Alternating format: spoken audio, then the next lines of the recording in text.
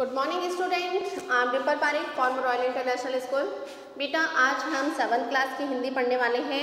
हिंदी के अंदर जो हमारा चैप्टर नंबर 3 है वो स्टार्ट हो चुका था और कंप्लीट भी हो गया था। आज हम उस लेसन के क्या करेंगे, क्वेश्चन आंसर करेंगे। लेसन का क्या नाम था? प्लास्टिक युग।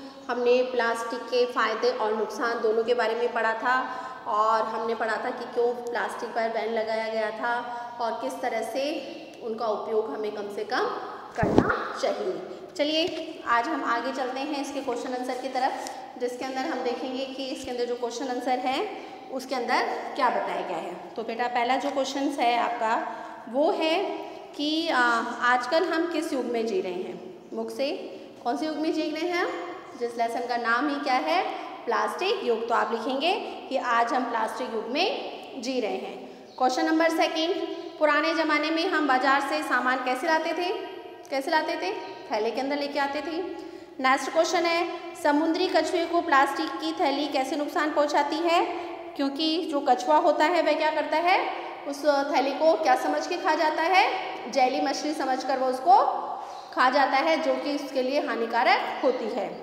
नेक्स्ट क्वेश्चन है आपके, जो लोग अशिक्षित व अज्ञानी हैं वे इस खतरे को नहीं समझते, उनको माफ़ किया जा सकता है पर उन्हें समझाना भी हमारा ही क्या है, कर्तव्य है। तो इस क्वेश्चन के आंसर आपको को देने हैं कि यहाँ किस खतरे की बात की गई है?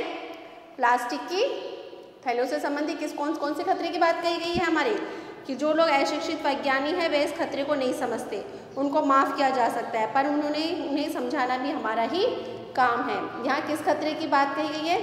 प्लास्टिक की थैलियों का कम से कम इस्तेमाल करने की बात कही गई है कि प्लास्टिक की थैलियाँ किस तरह से हमारे लिए हानिकारक है। तो अशिक्षित लोग तो इस बात को नहीं समझते, लेकिन हम तो पढ़े लिखे हैं ना, वो तो समझते हैं, तो हमें उनको किस तरह से समझाना चाहिए। चलो आगे पढ़ते हैं। अशिक्षित और अज्ञानी किन लोगों को कहा गया है? जो कि प्लास्टिक की थैलियों से या प्लास्टिक से होने वाली हानियों के बारे में नहीं जानकारी है उनको या नहीं समझते हैं। हम उन्हें क्या समझाना है? हमें क्या समझाना है बेटा? लास्ट में दिखा हुआ था ना आपको कि हमें उन्हें समझाना है कि आपको क्या करना है, प्लास्टिक का उपयोग कम से कम करना है और उनको बताना है कि प्लास्टिक के किस तरह से दुरुपयोग होता है, किस तरह से हमारे लिए हानिकारक होता है। ये सारी चीज़ें आपको पहले बताई गई है कि किस तरह से जो प्लास्टिक है वह हमारे लिए हानिकारक है। अगर समुद्र में डालोगे, पानी में डालेंगे तो कछुआ है वो खा जाता है और जैली मछली समझ के, इसके अलावा और भी जो जीव जंतु है वो खा लेते हैं, जो कि उनके लिए पेट में जाके और उनके लिए नुकसानदेह होता है। जानवर अगर खाएंगे तो उनके लिए भी क्या है, नुकसानदेह है ना। वो सांस के नलके में जाके वो प्लास्टिक की थैली फंस जाती है, जिससे उनको सांस नहीं आता और उनकी मृत्यु हो जाती है। तो अशिक्षित लोगों को हम इस तरह से उनकी खामियां के बारे में बताएंगे कि प्लास्टिक किस तरह से जीव जंतु और मानव के लिए हानिकारक है। चलिए आगे चलते हैं। निम्नलिखित वाक्यों पर राइट एंड रॉन्ग लगाना है। ऐसी वस्तुओं का प्रयोग करें जो प्लास्टिक से बनी हो, लेनी चाहिए इस्तेमाल, रॉन्ग ना, आप रॉन्ग करेंगे। जूट या कपड़े की थैलों का इस्तेमाल करें, राइट। प्लास्टिक थैली व उपकरणों का प्रयोग करें, करना चाहिए, रॉन्ग। दिल्ली सरकार ने बिल के द्वारा प्लास्टिक के प्रयोग पर पाबंदी लगा दी थी, राइट। उसके लास्ट में है आपके, पेट, स्मेल तथा प्लास्टिक की चीज़ों में प्रयोग किए जाने वाले रासायनिक स्वास्थ्य के लिए हानिकारक होते हैं, राइट। लास्ट आपके उसके बाद में है रिक्त स्थान की तरफ चलते हैं हम। यह कहना अतिशयोक्ति न होगा कि हम कौन से युग में जी रहे हैं, प्लास्टिक युग में जी रहे हैं। नेक्स्ट है, यदि प्लास्टिक इतना क्या आएगा, खतरनाक है तो हमारे जीवन में जरूरी कैसे हो सकता है। नेक्स्ट है, बेकार प्लास्टिक को क्या कर सकते हैं, बिटुमेन के साथ मिलाकर सड़कों के निर्माण में उसका प्रयोग किया जा सकता है। नेक्स्ट है आपके बाद में, क्या हम चुपचाप या प्लास्टिक फैलाते रहेंगे? कौन सा प्लास्टिक? प्लास्टिक कचरा हम फैलाते रहेंगे। लास्ट आएगा, सबसे अधिक आवश्यकता है अपनी आदतों को बदलने की। तो क्लियर, क्वेश्चन आंसर बेटा आपके कंप्लीट हो गए। आपके छोटे छोटे अब आपके जो बड़े वाले क्वेश्चंस के आंसर है वो आपको कंप्लीट करने हैं। तो इसमें क्या बताया गया है, देखिए कुछ शब्दों में इसका आंसर देना है। प्लास्टिक की थैलियों में खाना क्यों नहीं लपेटना चाहिए? क्योंकि इनमें क्या होता है, केमिकल होता है, जिसके कारण से कि वह हमारे स्वास्थ्य के लिए हानिकारक होती है, इसलिए प्लास्टिक की थैलियों में हमें कभी भी खाना नहीं लपेटना चाहिए। नेक्स्ट है, प्लास्टिक किस चीज़ से बनता है? पेट्रोलियम से। लास्ट आपका प्लास्टिक के कचरे को हम कम करने के लिए बहुत से देश की सरकार ने क्या कदम उठाए हैं? प्लास्टिक पर बैन लगाई थी ना, उन पर प्लास्टिक पर क्या कर दिया था, उसको वैध कर दिया था, उस पर बैन लगा दिया था कि कोई भी प्लास्टिक का उपयोग नहीं करेगा और उसके लिए उन्होंने टैक्स इत्यादि का उनके पर जुर्माना भी लगाया था कि अगर किसी ने प्लास्टिक का उपयोग करता हो, कोई पाया गया, थैलियों का उपयोग करता पाया गया तो उनको जुर्माना देना होगा। चलिए बाकी आगे के क्वेश्चंस पढ़ते हैं, बड़े वाले हैं, 3 क्वेश्चंस है, कुछ वाक्यों में यानी कि 4 से 5 लाइन में इसका आपको आंसर देना है। पहला है प्लास्टिक की थैलियाँ जीव जंतु को किस प्रकार से हानि पहुँचाती है? तो आप इसमें जो बताया गया है पेज नंबर स्टार्टिंग के अंदर ही दे रखा है आपको कि जो प्लास्टिक की थैलियाँ होती है, पेज नंबर 30 पे इसका आंसर दे रखा है कि हमारे पर्यावरण के लिए खतरनाक होती है।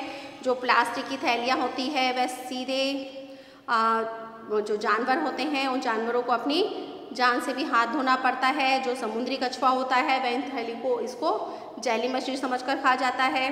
साथ ही साथ जो अगर जानवर भी अगर खा जाएंगे तो क्या होगा, उनकी सांस की नली में फंस जाएगा और उनको सांस नहीं आएगी, जिसके कारण से कि उनकी मृत्यु हो सकती है। ये सारी चीज़ें आप पेज नंबर 30 से लेके और 31 वाला जो पैराग्राफ है इसमें से आप छाट कर अपनी मर्जी से लिखेंगे। वो मैंने बता दिया कहाँ कहाँ इसका आंसर है। ओके, इसके अंदर पूरा लिखा हुआ है। जिन रासायनिकों से ये थैलियाँ बनाई जाती है वह हमारे स्वास्थ्य के लिए हानिकारक है और इन्हीं से हम खाने पीने की वस्तुओं को लपेटते हैं जो कि हमारे स्वास्थ्य के लिए खतरा उत्पन्न कर सकती है।